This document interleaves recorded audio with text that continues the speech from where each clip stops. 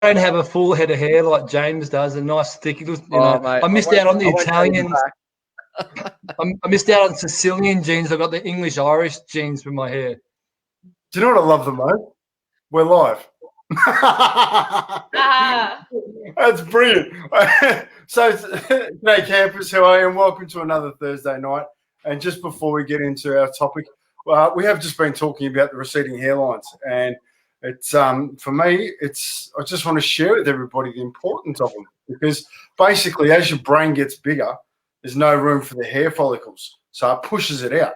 So as you'll notice over the next few years, my brain will increase further and further. I'm so sorry to start like that. Anyway, how are we, campers? And welcome to tonight's conversation talking about parenting.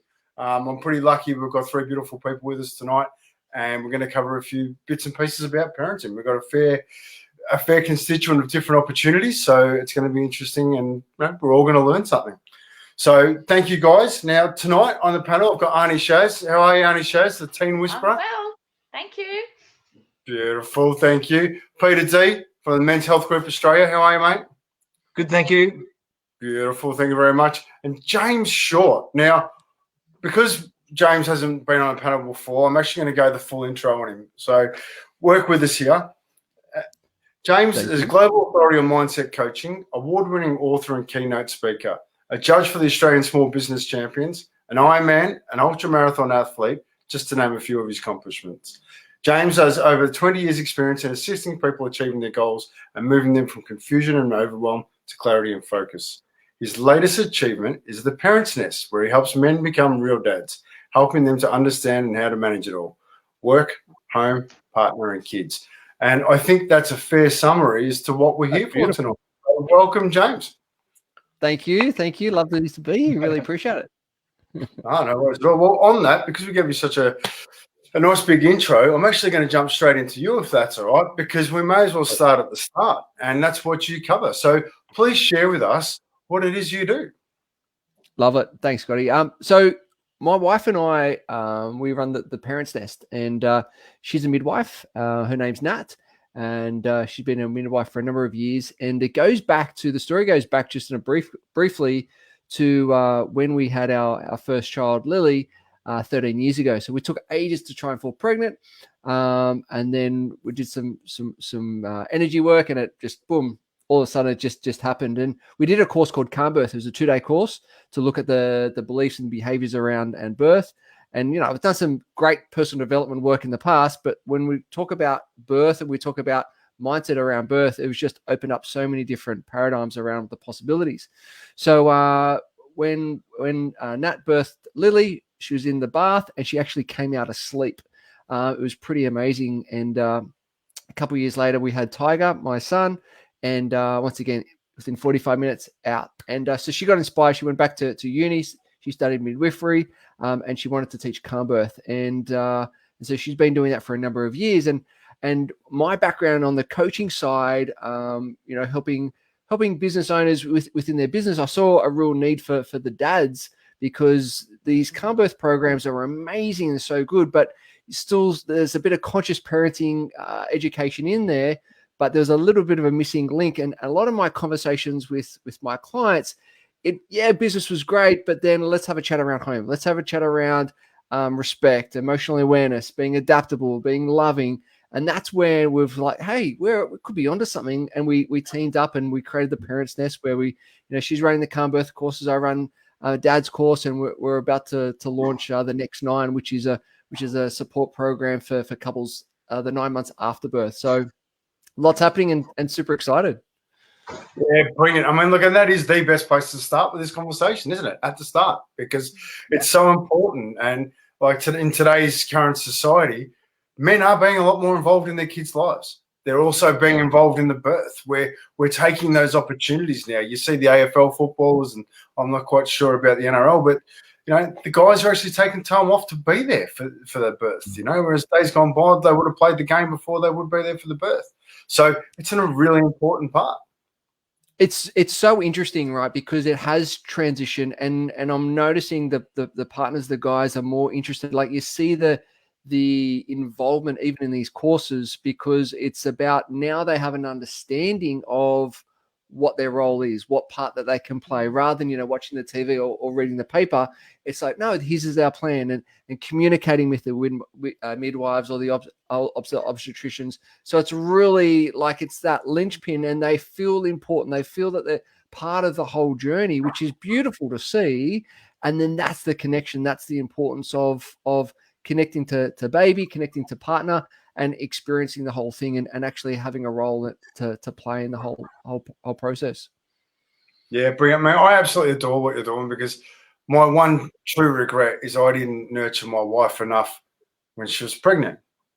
I didn't give her the attention and the love that I could have, you know, and that's through fear. So debunking the fears and getting guys involved and getting them in there to work with the women, I mean, that's just awesome, mate. That's huge. And I look forward to discussing that as we go through. So thank you. Thank you. No, pleasure. No, brilliant. Hey, so Peter's a single dad, and I love this, man. He's from Men's Health Group Australia, and so obviously they have a lot of conversations in there about parenting and supporting one another and getting through the bits and pieces. And, you know, your experience is invaluable. Would you mind sharing a little bit with us? You just recently clocked over around about 1,000 members, which has been slowly building for 5 years, and very proud of that. And I'm glad it's not 10,000 or 20,000, because I'm actually doing it on my own with the help of the members, and it's been an amazing ride. I've loved every second of it. I loved it that much that I decided to do a counselling diploma, and I've almost finished that. And I'm so fortunate to be a father, and I've actually got 3 boys. I've got twin identical boys that are 15, and they're tall as me. They're 6 foot.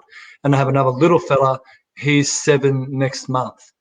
And I couldn't be any prouder. Like, to have twin identical boys as a first-time dad was extremely daunting, but very, very exciting, very proud, very I couldn't stop laughing for 3 days. I think, Pete, you don't do things in halves, do you, mate? You know what I mean? Like, and it was just full on. Like, I'm thinking, how am I going to do this? I've got no experience with kids and babies, but you know what? I've always loved the energy of kids.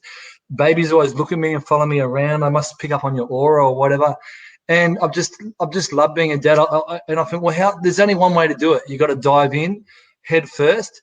And I changed their first nappy and their last nappy. You know, I didn't care. I just got in there and did whatever it took. I did all the night hour shifts, and I worked 10 hours during the day, come home and stay up till like 5 in the morning, do the every 3 hour feeds. They were half hour each. It was just the first 6 months, you wouldn't wish it on your worst enemy. Like, it was just sleep deprivation at its finest. Like, it was just crazy.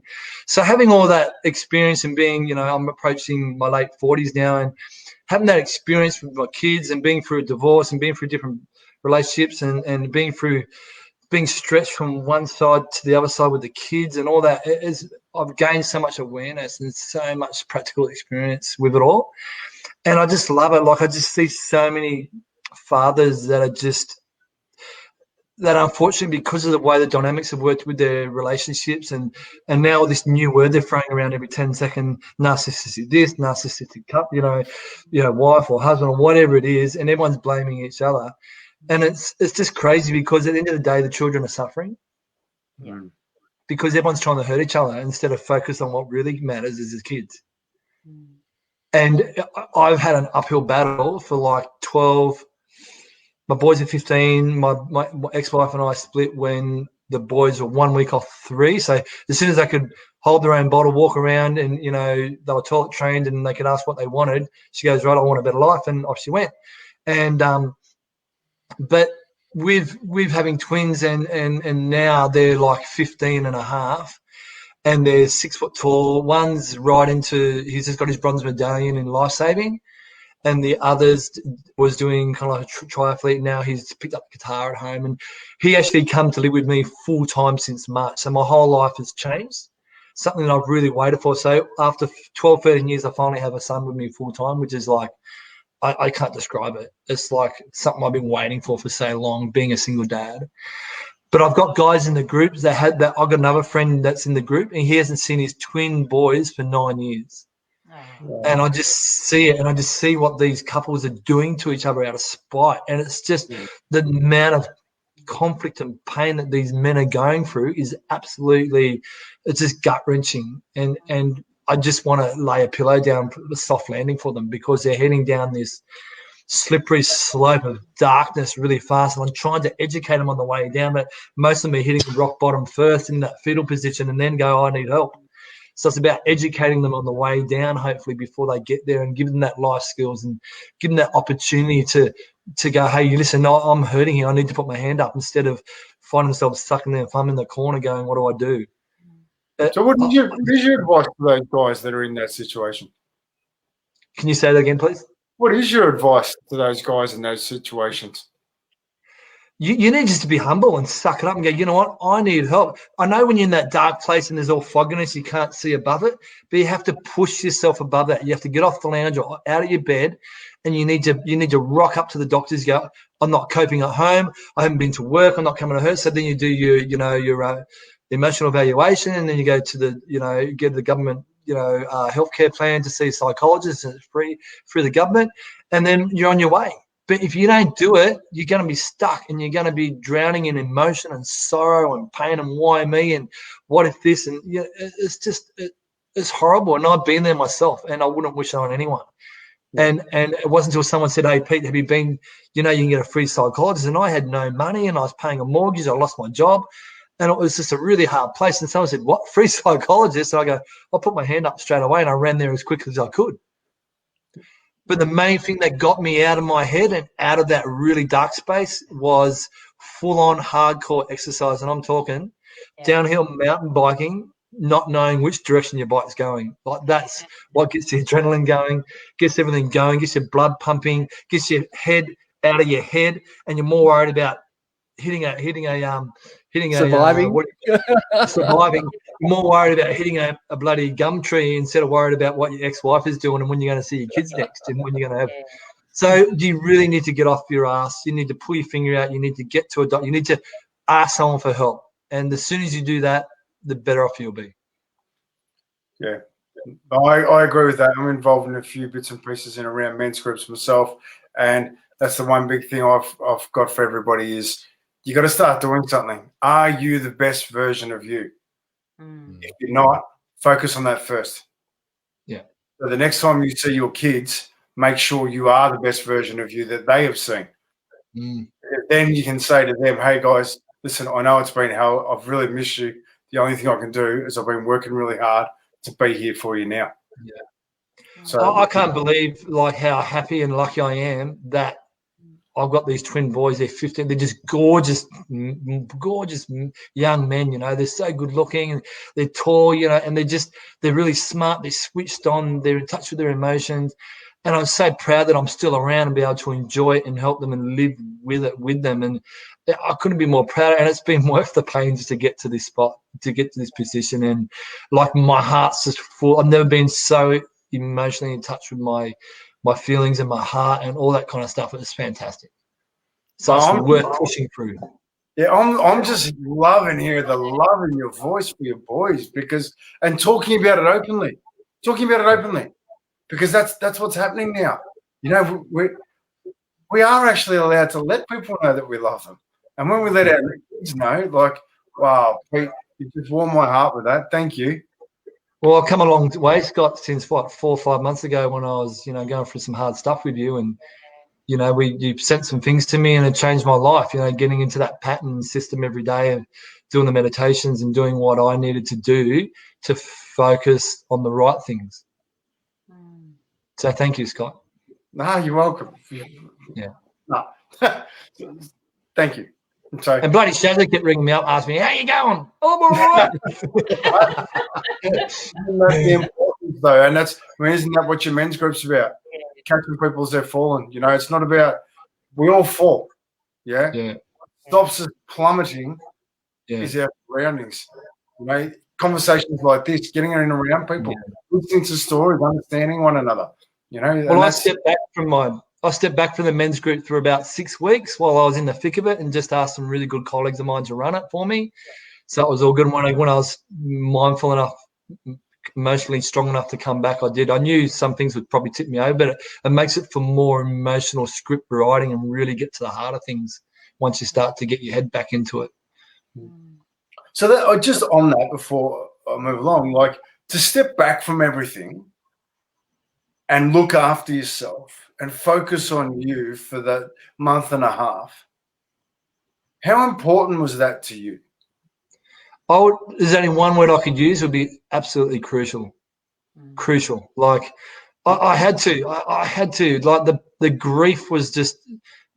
I can't explain what the grief was like for me. I've never felt grief like that before, and I've been through a lot, especially with losing my kids when I was younger, and and all the other stuff I've been through, and I just concentrated for a month every day, and every day I concentrated on doing that 6-phase meditation, and I was making my juices, my cold pressed juices in the morning, and I was doing my push-ups and exercise, and then had the backup support of lovely people like yourselves.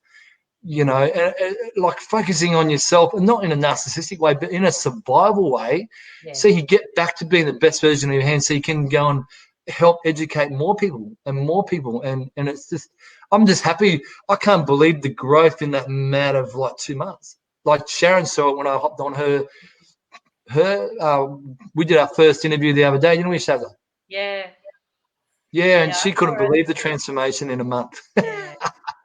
So it's crucial, very crucial to really to just strip it back bare bones, start again, pretty much.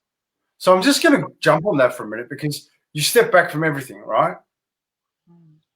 And you're worried about where it was going to go by not being there, and it's the stresses of that.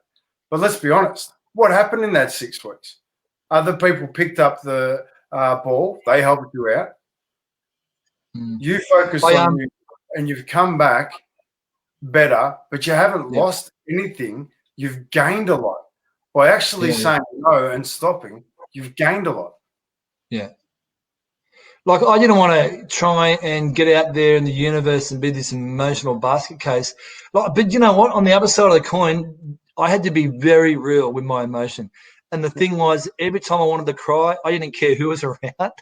My kids saw me cry. They saw me grieve, and like work colleagues saw me grieve. And I wasn't like an absolute mess, but it just, I could just, the tears are starting, and I just let it happen. I did not refrain from letting that process happen, and I kind of endorsed that process for myself. I really let it come, and I didn't hold back, and I grieved as much. And another part of that process is have absolute forgiveness for the people that have been involved in that grief. That would have to be the turning point as well of your growth. Is to forgive the people that help you get to that grief, and then in the positive light, I suppose. I don't want to be negative, but it's like, and it's so important as well when I talk about negative and positive, about when it comes to maladaptive and adaptive self-talk, which is positive and negative affirmation. Like, you've got to be very careful on how you talk to yourself, because you're your own best friend. Sometimes you're the only person who's going to be there. So you need to pat yourself on the back, going, "Don't worry, Pete, you'll be right. You've got a good heart. You'll be fine. Just keep pushing through. Do the things you need to do." You really need to be kind to yourself, because sometimes there ain't anyone around. Sometimes it's not there that day to ring you. You know what I mean? So you really have to pay yourself first. But that's the important part of that for me. Single dad, under the pump emotionally, got stuff going on everywhere, put his hands up and said, "I can't do it right now." You showed your boys your emotions. You're allowed to feel, and you went through the process. That's pretty huge, mate. And it's a good lesson for the boys. Yeah, like, I was really kind of mindful, because you don't want to lean on your kids too hard emotionally, because at the end of the day, they're 15, they're not 45 or 50. Right. You know what I mean? They haven't been, you don't want to lean on them too much, because you don't want to make them feel like they got some responsibility around it, because they don't. It's not their responsibility. No, and that's not one thing I was concerned about. I was concerned because my son came to live with me in March, and then I was going through this in June, July. July, August. But you just gave him one of the best lessons in life. You taught him how to grieve, understand, and appreciate that you're the best version. And look at you now. Yeah. Like, you were gorgeous beforehand, but now you're pumping. No, that's why I'm my But since then, the doors have just opened up. Like one door shut so hard on my face, nearly broke my nose, and then 10 doors opened. Yeah. Like it's just, you know why? Because you bloody deserve it if you do the work. Yes. 100%. Yeah. So, no, awesome. Pete, I'm just going to, Arnie Shows has been sitting there for 20, and I need to hear her voice. That's all right. But, and honestly, Pete, thank you for being you and being just open and honest with your own experience, because that's what we talk about. We talk about our own experiences. We talk about what we do for work because it makes a difference, you know. So I really appreciate your heart there, mate. I really do. Yeah. You're welcome. Anytime. Thank you. Arnie Shows, the Team Whisperer. How are you? I'm well, thank you. And I just love both of those stories. James, what you and Nat are doing, that just sounds amazing. And Pete, you know, just what an example for others to see and to follow. And I think with coaches, you know, it's like we can learn coaching, we can study coaching, but when we've actually been through, you know, we've come from that dark place, and then we teach others, well, how do you rise above what, you know? And people think, oh, they're relaxing if they're having a few drinks or they're watching Netflix, and time again I say that is actually not, you know, you need to do proactive things. You need to meditate. If you haven't meditated, have a bash, have a crack, you know, just find an app and have a go, or talk to these guys about the 6-phase meditation. And, you know, if you told me 20 years ago that I would be meditating, I'd go, yeah, right. But it is incredible. It's so powerful. Just learning to breathe, to detach, you know, to let go. Yeah. So, and I think, you know, we talked about this being parenting tonight, but I think what we're saying is to be the best parent you can be, you need to work on you, you know, and then your parenting is going to work. It's going to work because you've done the inner work. And Scott, there were a couple of comments there from Alan and then a Facebook user. If you just wanted to read those out, because I think they're summing up what we're saying here. So basically, Alan popped up and said, we can't help others unless we're the best version of ourselves. Be selfish to be selfless. And 100% I agree, because it's listening to everybody at the minute. We've got our experiences. We're focusing on ourselves, which, you know, hearing you, James, you know, the brilliant tiger to come out just so relaxed. You know, it means you put the work in. You shared the love. And so, that's the theme, right? Coming back to what Sharon just mentioned around meditating, like it starts there. It starts with self. It starts with going within. It starts to having a good look and just being okay, you know, with Pete, with your emotions, just being okay, no matter what they are, the roller coaster ride of emotions, but being okay with it. And then that just gets infiltrated out to those loved ones around you. And then that's the connection. That's the love. That's the essence of who you are. And that shows up in the world. So, well, I'm going to jump on you for a sec, James, because you're an ultra runner. You do a lot of training, and you know it's I myself do a bit of training, and I cop a bit of grief for it at times because you know people go, you know, you're being a little bit selfish because you're focusing on you, and you know, and it's I find that hard. And listen, we had a bit of a conversation. You get up at 3 a.m., 4 a.m. to train, so it doesn't affect the family. Oh, no way. Yeah, I'm the same. 4 o'clock. 4 o'clock. It's what you've got to do because family's a priority, yeah? Totally right. And having a conversation with Nat around, okay, cool, there's a lovely race that I want to do. So, for example, is a couple of years ago, I did the Big Red Run, which is a 250K run in the Simpson Desert over 5 days. So we said, well, let's take the family out, and we hired a camper van and we drove to Birdsville. It took 5 days to drive there. We did the race, which took me 5 days. But what was beautiful to see, and Pete, this comes into a little bit what you were mentioning before, like running that kind of distance, the emotions just play complete havoc on you, or the ups and downs, going through all the different walls, not physically, but emotionally and mentally. But coming up to, I always get emotional when I talk about this, coming up to a check station and seeing the kids with banners and just seeing you just like a blubbering mess in the world of pain, blisters from head to toe, but seeing their faces and just like they're like barracking you on, it's just amazing. And it's just what happens. And I remember very clearly, I want to share this story. It was a race I did. It was the Blue Mountains. It was 100 Ks, and I was in a world of pain. It was like 2:00 in the morning, and I was just saying, I said to Nat, I said, babe, I'm in a world of pain. I don't know where I am. My body's aching. I don't know if I can get through this. Please give me some energy. Give me some help. And there was nothing. I went to my sisters. I went, sisters, give me some energy. Give me some, like, please just help me out here. Nothing. And then I went to Lily. I went, Lil, it's Dad. I need some help, bub. I'm in a world of pain. Please send me some energy. The next minute, I had this full-on, just overwhelming amount of energy. I was going from almost a crawl, and I started to walk, I started to jog, and I started to run. This is 2:00 in the morning. It's like, where the hell is this energy coming from? But I could feel her backing. I could feel her love coming through. Like, she was in Sydney, I was in the Blue Mountains, but it was just like, boom, and it just launched me. And that's it plays both ways of being a role model for your kids, but also the kids also giving you something back as well.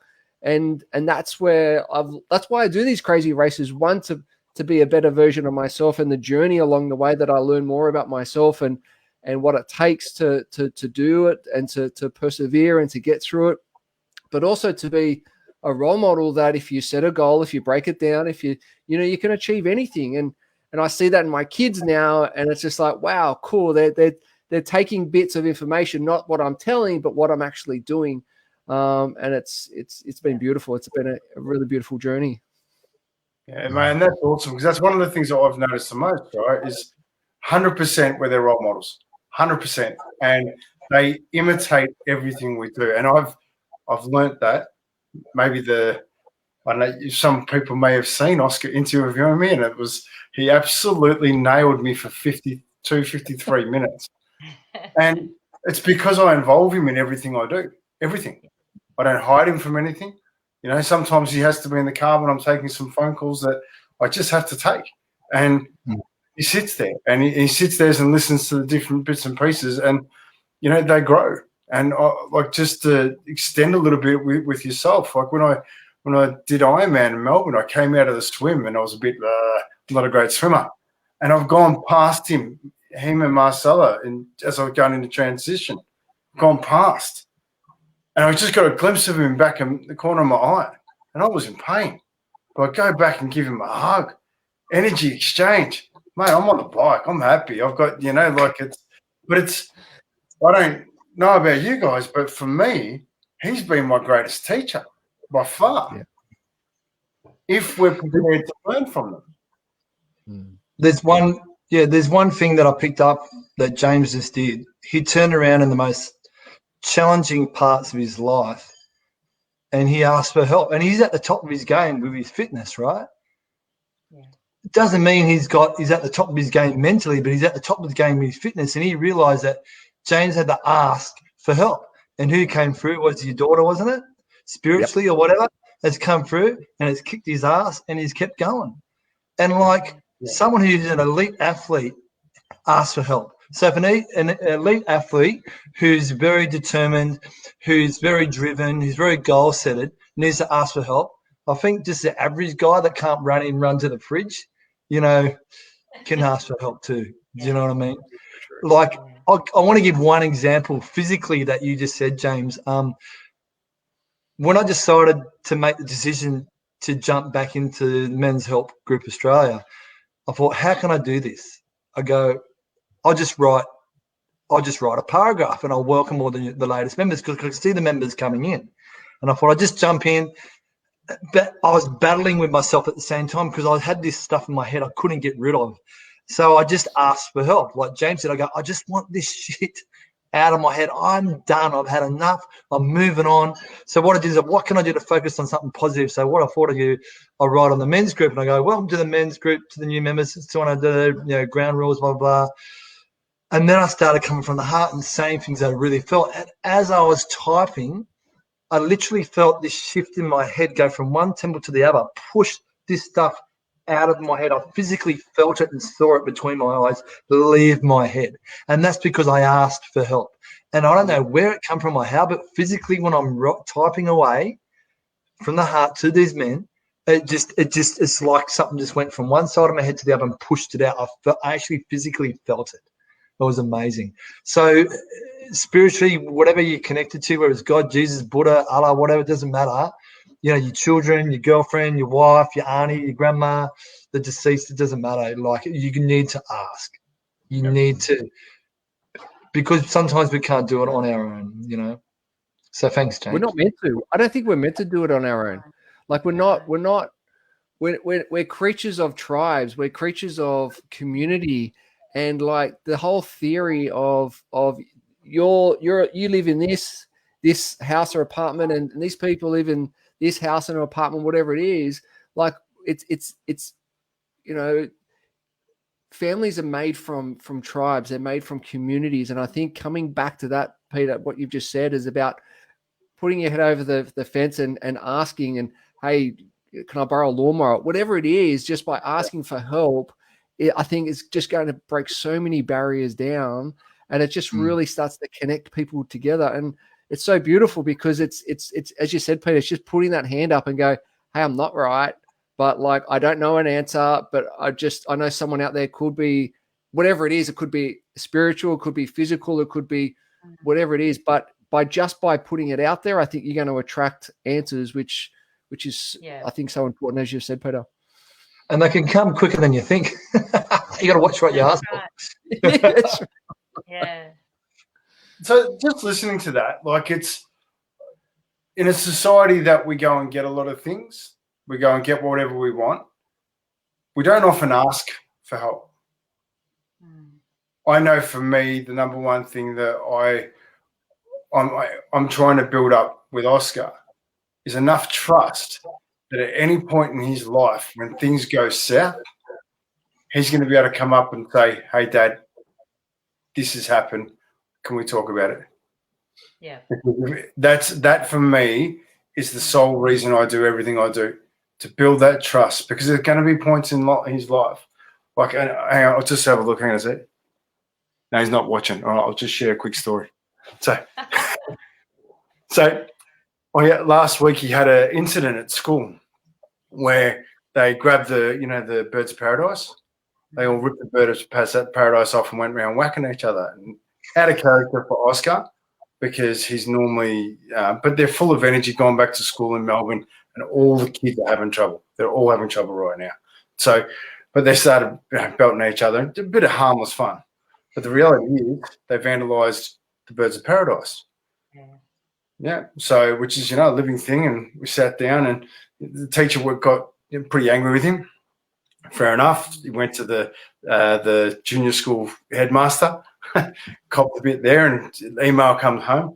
But the one thing I was proud of, it's the fact that Oscar came, hopped in the car, said, Dad, I've got something to tell you. I'm not proud of it, and I know you're going to be disappointed, but I need to talk about this. I said, and we did. We sat there for 20 minutes. We broke it down. I said, listen, it was a bad thing, but, you're feeling the pain. That's awesome, because I want you to feel that. I don't want you to rob you from that. That pain's important. That's going to hold the memory. But we need to find the lessons. We need to find out what you learned in that. So I got him to write down 10 lessons of what he actually learned. That, it's nature. He killed the plant. Disrespectful. It was vandalism. Anyway, he gets home, and to his credit, for the first time, he walked up to his mum and then did the same thing. And I think for me, if we're in a society that we did the wrong thing, and we can talk about it, I think that's all we can sort of ask for. That's my opinion, though. So I'm going to ask you, Auntie Shaz, dealing with quite a few teenagers. Yeah. How are they finding that? Have they got a safe place to talk? Well, that's what we need to encourage. They need to be able to share these things with mum or dad or both, or some other mentor, particularly for single parents. It's really good to have someone else in their life. So, I know, Pete, that you've had some female friends that have been there for the boys, so they're getting a balanced perspective. I mean, they spend time with their mum, but it's good for them to talk to other men and women. So, so providing mentors, especially if you are a single parent, is really important to build that tribe. As James said, we've lost that tribe. So, the teenagers are really struggling this year, more than ever because of COVID, because of lockdowns. And then even the ones in Brisbane are feeling, the whole scenario with any of their mates online in Melbourne. They're all feeling the stress of the adults about COVID and how do we stay safe and whether we can go here or there.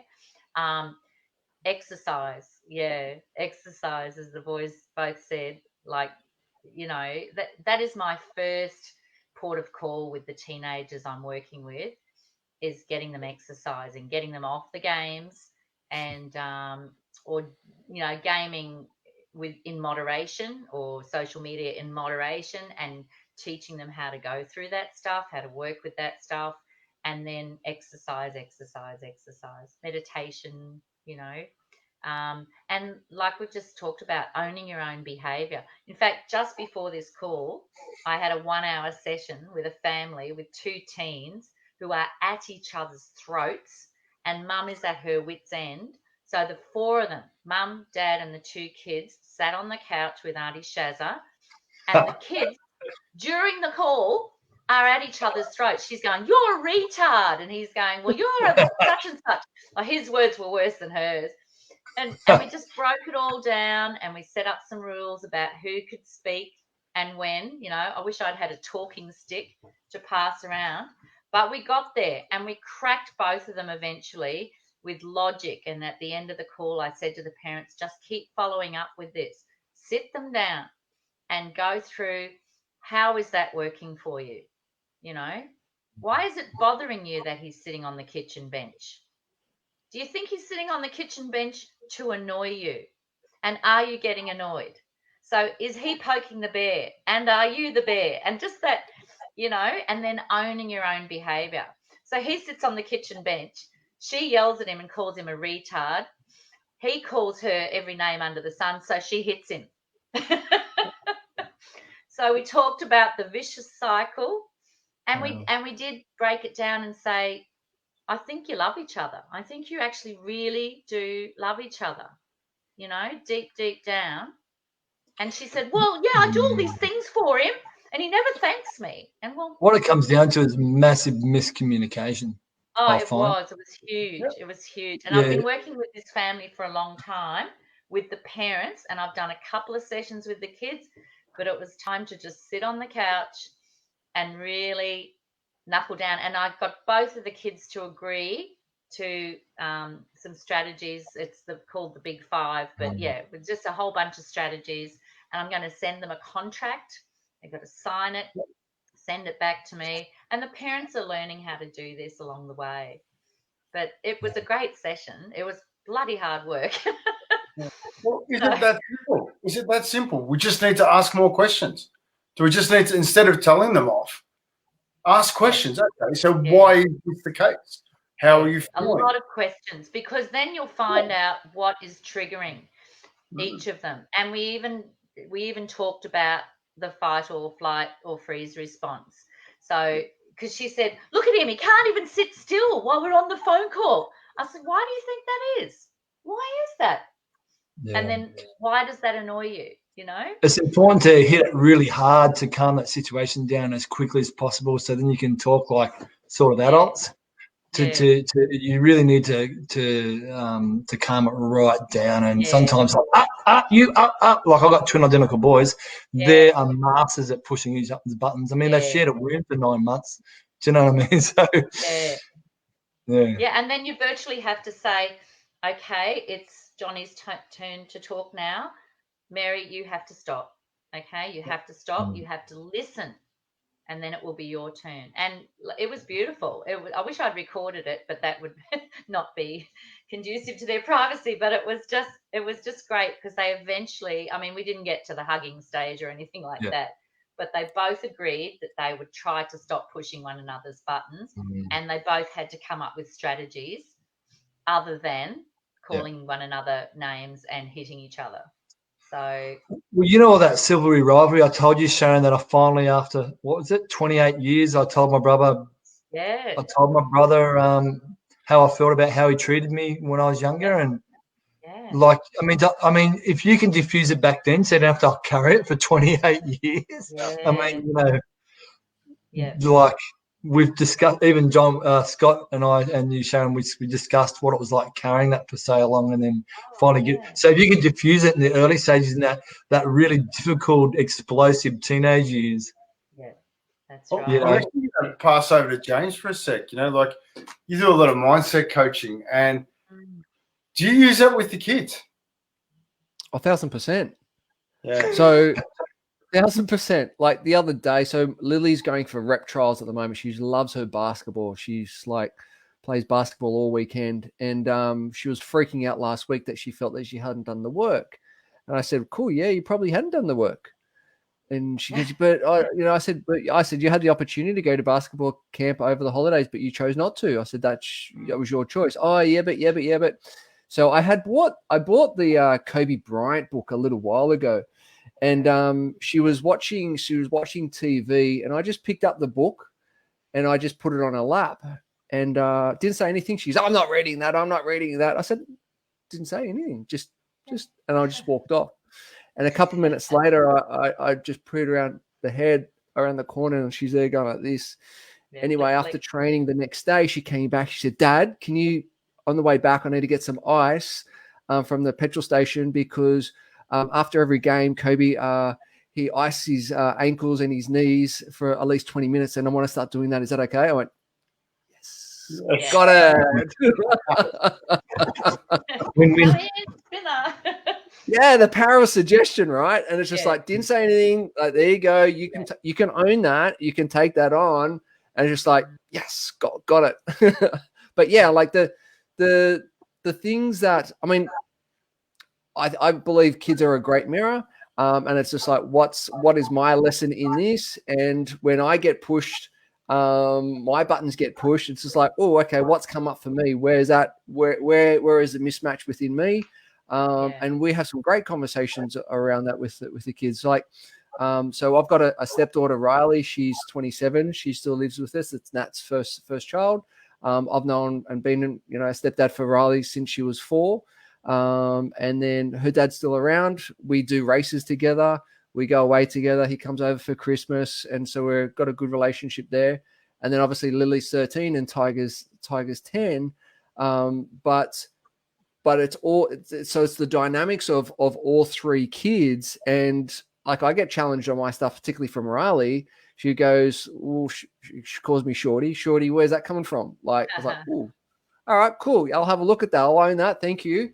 And even the kids. So I think mindset works both ways. It's looking at, and I think that what Sharon was mentioned before is the questions are so important. And getting them to own the answers and not telling them. Like, sometimes when I want things done, it's just like tell when I got to, like, whoa, hang on, is this learning or is this just telling? So those quality questions, I think, for me personally, is so important, and it definitely helps.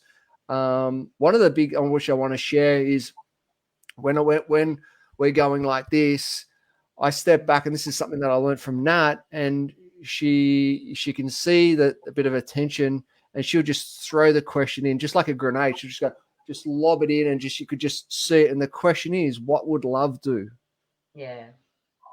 And that question, it just goes boom, and it gets out of the head into the heart, and the ego drops, and it's just like, yeah, all right. It's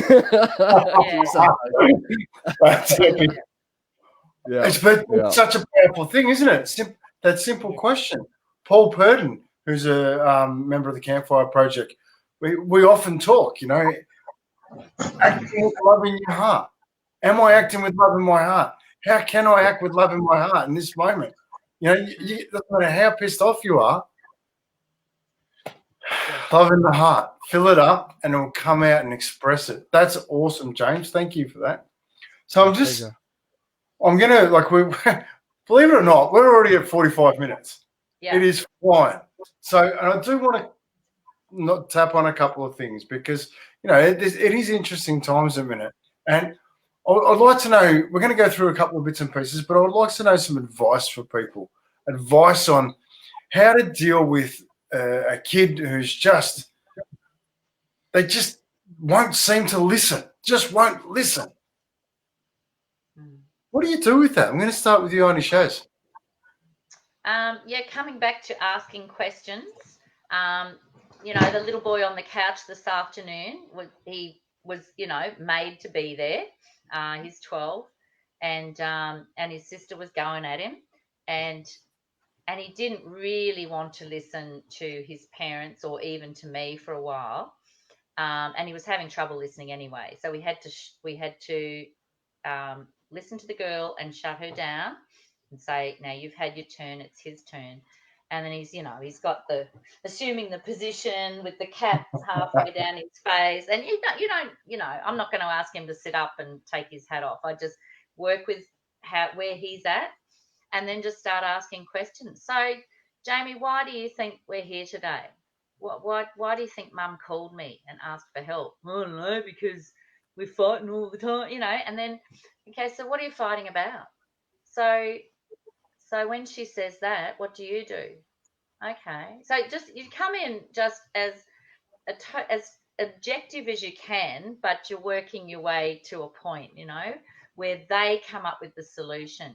So what could you do when she says that? Give me three ideas, 3 strategies that you could do instead of calling her such and such. And I use their language. I will say what he said, you know, instead of calling her a slut. Give me 3 things. That's what this 12-year-old was calling his sister. Give me 3 things that you could, and worse. Give me 3 things that you could do instead. And he's almost forced, you know, the challenge gets to him, and maybe I could walk away, maybe I could do this, maybe I could do that. So instead of making them listen, you're drawing them out and you're getting them to give the solutions. Yeah, brilliant. And as Alan says here, are you talking to them in the way they learn and need to hear? And I guess that's what I'm saying is you're tapping into and one of his strategies was exercise. We talked about exercise.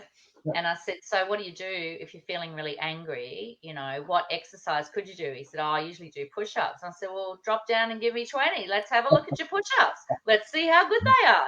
And that's what Alan's saying. Next thing he's on the floor and Mum's got to follow him with the camera and he's giving me 20 push-ups and they were good push-ups. I said he could join the army now.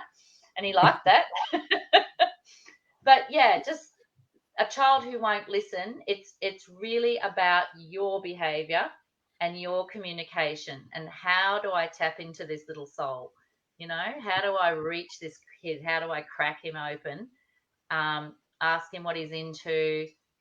You know, one of the things I say to parents of teens is how often do you walk in and stand in the doorway, which of course is a power position, kids on the bed gaming, and then you start nagging about what's on the floor and putting the dishes away, you know? Yeah. It so often is our default mechanism because we're triggered. We're already annoyed because he's been in there all morning. and we're doing all the housework. And then we are triggered by the mess in the bedroom. Instead of coming in and saying, hey, buddy, how's it going? What are you doing? What are you playing? Oh, yeah, who's on? Who's on? And did you make that armor? How do you do that? Can you show me how you do that? Like get into their world and draw them out, you know, and then at some point, once you've built that rapport with them again, then you can start asking the questions and saying, hey, listen, you know, what happened with your brother earlier? Can we talk about that? When would be a good time? Okay, you're in the middle of the game. You give me a time. It's now, you know, 11:15. Tell me when. Okay. And then you come back and get them at that time.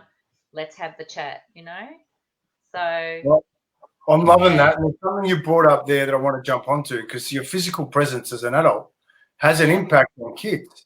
Yeah. I know one of the things when I used to coach Oz Kick, I loved it. They used to call me the angry ogre. Yeah. But I was always high-fiving and giving I just loved it, because I would chase them until I had nothing left. But it's the high fives. And when I spoke to them, I always got down on one knee. I went to their level. Yeah. And if I needed to talk to a kid, I would never do it face to face. I would stand beside them and talk to them. Yeah. But then there's no power differential, because I think that's a really big thing as an adult speaking to younger kids. But if you want to learn how to communicate with kids, old Papa Smurf, I reckon he's the one to see. I hope he's not watching. He is. So, James, you've had experience working with Alan. So that's why I'm laughing, because we got the kids profiled years ago, and it just hit home, like, because before the profiling it was like this, and then it's like, cool, we could understand, as Alan mentioned in the comment, communicate on how they like to be communicated. And I remember clearly he said to me, he goes, good luck with Lily, because she's the adventurous one. As soon as she can get out of home, she will be. And, she's fiery, she's defiant, she's headstrong, she's like the full entrepreneur at the age of 13. But yet with Tiger's a very, very soft young man. He's very emotional. And, whenever he's going through a challenge, Alan suggested to throw on some music, because it will tap into a side of his where he can then open up, feel safe, and then communicate. And it's just little things like that, where you just go, where in the past it would be my view of the world, that's how they should see it. It's like, no, let's get to what you said, Scott, just then. Let's get to their view of the world, and let's communicate on how they like to be communicated. And it just makes it so much easier, and it becomes I'd say a win-win, depending on the outcome that you want to achieve. Loved it. That's awesome. And for those, most people know Alan inside here, but have a look at his programs, because communication is key on every single level. So he doesn't do enough promotion of himself in here. He's too good a guy, but just seriously do his programs. So anyway, sorry, Papa Smurf, a bit of a plug for you, but that's okay. So now, Pete, what's your perspective here? Oh man, I come out of almost a 4-year relationship with my previous partner, and we had 6 kids between us in this big house. And I had a big learning curve with her children and my kids, and I think it's probably one of the, thinking about it now, it's probably one of the reason why we're not together now, which is, one of my regrets, I suppose. But you learn what you learn, and I found I had to show her kids a little bit more respect, and with my communication style, and I end up having to do what you just said, Scott. I had to get down to their level, and had to come from the heart, not come from authority, because I'm 6 foot tall. And they're only little, 7 and 8, little ones, and so I learned the hard way. I had to come down to their level and really show them respect and come from the heart, and tell them why I was upset, or tell them why I just yelled, and talk to them, say, when this happens, it upsets me, and kind of bring the emotion into it respectfully.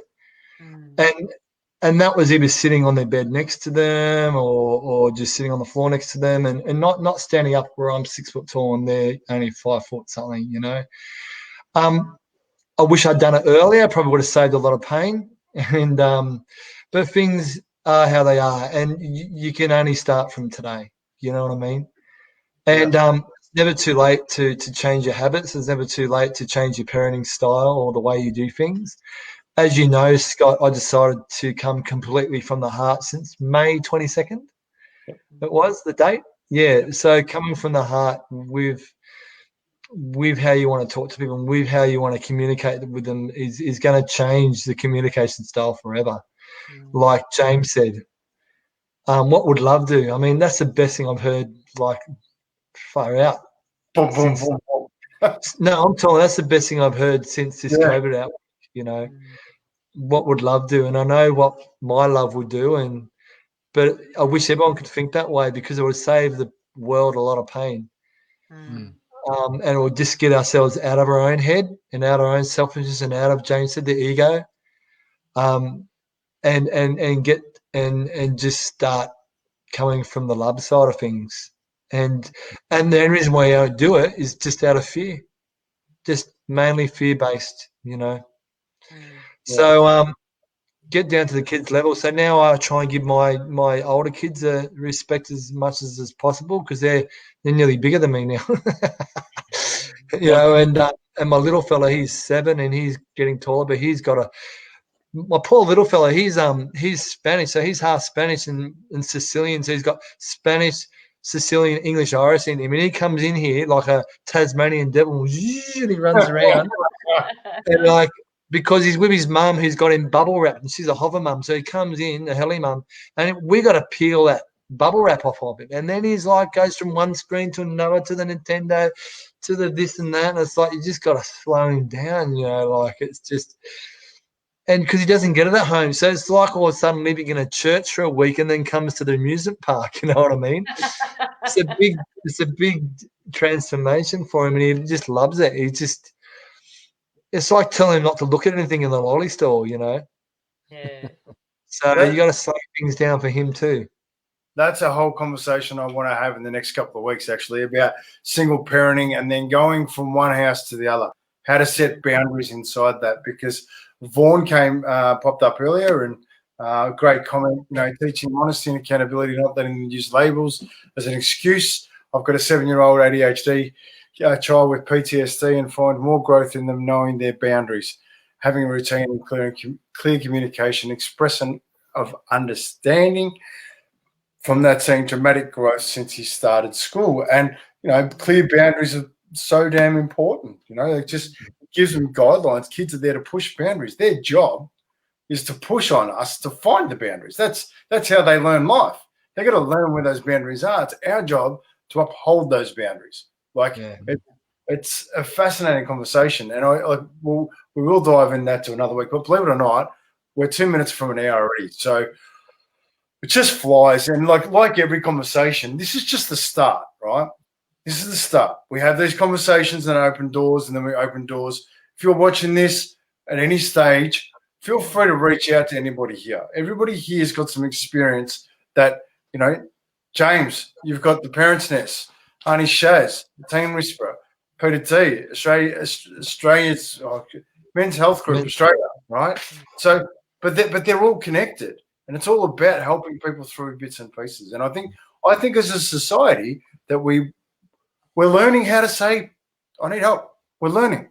And I think we're doing a good job. It's not going to be easy.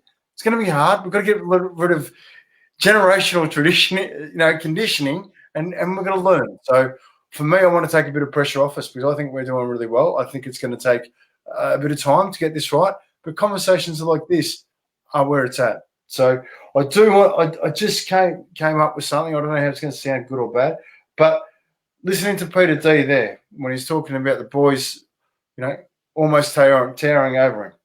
If you don't get down to their level when they're kids, they won't come down to you when they're older and bigger. In other words, you've got to put the effort in early so they come back to you, and, you know, so it's a really important thing. But on that, I'm going to ask everybody for a piece of advice. I'm going to start with you, Arnie Shaz. One bit of advice to a parent who, I'm going to be specific tonight, for a parent who's not doing it easy and having a bit of trouble with their kids. And, you know, they're under pressure because there's COVID and there's all this sort of stuff going on. What's your one bit of advice to a mum in particular? Yeah, ask for help. Yeah, there are a lot of people out there like us who are so willing to help. You know, people worry that it's going to cost them money. I think, as we said before, you can get free counselling through your doctor. You can get so many sessions on the mental health register. But there are coaches all over Facebook. If you Google anything, whether it's autism or ADHD or anxiety or food issues, body image issues, you will find people in that area, and you can get so much help. You can have support like this for whatever it is you need, and you just have to ask. And usually, almost always, people will help you for nothing. Obviously for a certain period of time, then they might invite you into their paid program or whatever it is. But even in your men's groups, that's all free. So Yep. yeah, it's all And out there. There's a lot of that at the Hand up, moment. I need help. Yeah. Awesome. Thanks, Auntie Shaz. So, pretty deep. So, same thing, but to a bloke at the minute who's having a bit of trouble talking to his teenage kids. What's your advice? I think you just go easy on yourself. Don't give yourself such a hard time. You're probably being the best dad you can with the skills that you got. You can't learn anything overnight, but you can try. So you just don't beat yourself up about it, because you're probably doing better than what you think you're doing. Yeah. You're probably doing much more than what you think. I mean, think about it. If the kid's still in the house and sleeping in your bed, you're doing a good thing. It's not sleeping under the tree in the park or in a homeless shelter. If it was that bad, he wouldn't be there. So you're doing something good. The love's still there. The security's still there. He hasn't left yet, or the kids haven't left yet. You know what I mean? If they're not smoking crack and marijuana, all that kind of stuff, and doing stuff behind your back, and they're in their house and you know where they are, you know where their boots are, just go easy on yourself and pat yourself on the back that you're doing the best what you can do, and then start looking in different areas that you need to find your skills and reach out to. Simple as that. Be kind to yourself. Beautiful. Thank you. James, young kids. With some young kids and dad's not coping well under pressure. What's your advice to him? I would suggest, and I think we've already mentioned it is are you filling up your own cup? Are you having that self-respect? Are you looking after you, so therefore you can look after others? Just as getting back into some exercise, getting back into some meditation. I look at as meditation as our mind is like a swing. As a kid going to the park, you want to wind up the swing as much as possible to get tighter and tighter and tighter, and then let it go and then let it unravel. But what meditation does is allows it to unravel, but then flow in a nice, easy direction. And I think we can come back to self, and we can come back to particularly the guys. That stillness and that mindfulness, it doesn't happen after one session. It doesn't happen after two sessions. But if you can commit to doing it on a regular basis, get back into some exercise, get back into some self-care, you'll be able to connect differently to your kids. You'll be able to stop and listen and be present to the kids, because your cup is full. So therefore you can give to others. Can I add to that, James? James, I'd like to add to that. You'll find if you do those processes, you'll have more clarity in how you're thinking. So therefore you can perform better, and you can come up with more solutions and be more relaxed. So and that all creates clarity practicing what James just said. Yeah. Beautiful. I'm really, and thank you, Peter, and thank you, James. But I just saw a very clear vision of James in a swing, spinning himself around and then letting himself go. I don't think he'll ever grow up. Mate, or was that me? So listen, on that tonight, it's the conversation started. Let's continue it. Parenting is probably the best job you can ever do, ever. It's so rewarding. And for me, I see so many dads out there at the minute, and you're really trying. I really want to give you the leg up, because, a lot of guys are giving it a go when we haven't got the skills, we don't know how, and we're learning and we're doing it really well, So I can't wait to the time that, we sit here with mums and dads and we just sit here proud of each other for being a mum and a dad, because it's the most beautiful job in the world, I think. So on that, listen, campers, thank you so much. James, thank you so much, Peter. Thank you so much, Sharon. Next Thursday night, back again, 8 o'clock. Last week was a specialty one. Sorry it was a conversation on suicide. If you haven't seen it, go back and watch it. It is a brilliant conversation talking about opportunities which are our society. And the only way our society improves is conversations like this. So thank you so much, guys. Thank you, campers. Thanks for sharing the warmth of the fire, and we'll see you all next week. All right, take care, guys. Thank you. Bye, guys.